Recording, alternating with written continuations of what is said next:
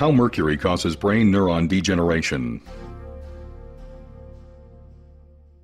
Mercury has long been known to be a potent neurotoxic substance, whether it is inhaled or consumed in the diet as a food contaminant. Over the past 15 years, medical research laboratories have established that dental amalgam tooth fillings are a major contributor to mercury body burden. In 1997, a team of research scientists demonstrated that mercury vapor inhalation by animals produced a molecular lesion in brain protein metabolism, which was similar to a lesion seen in 80% of Alzheimer's diseased brains.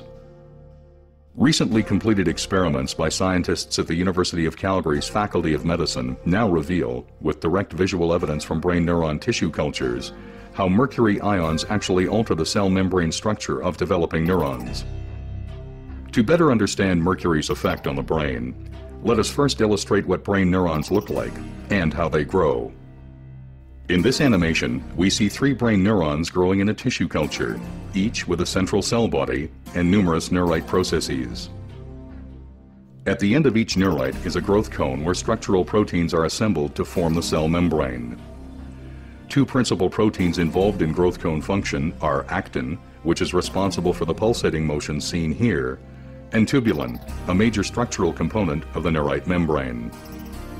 During normal cell growth, tubulin molecules link together end to end to form microtubules, which surround neurofibrils, another structural protein component of the neuronal axon. Shown here is the neurite of a live neuron isolated from snail brain tissue, displaying linear growth due to growth cone activity.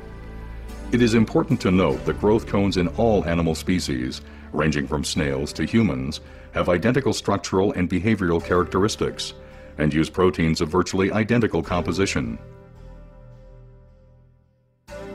In this experiment, neurons also isolated from snail brain tissue were grown in culture for several days, after which very low concentrations of mercury were added to the culture medium for 20 minutes. Over the next 30 minutes, the neurite membrane underwent rapid degeneration, leaving behind the denuded neurofibrils seen here. In contrast, other heavy metals added at this same concentration, such as aluminum, lead, cadmium, and manganese, did not produce this effect. To understand how mercury causes this degeneration, let us return to our illustration. As mentioned before, tubulin proteins link together during normal cell growth to form the microtubules which support the neurite structure.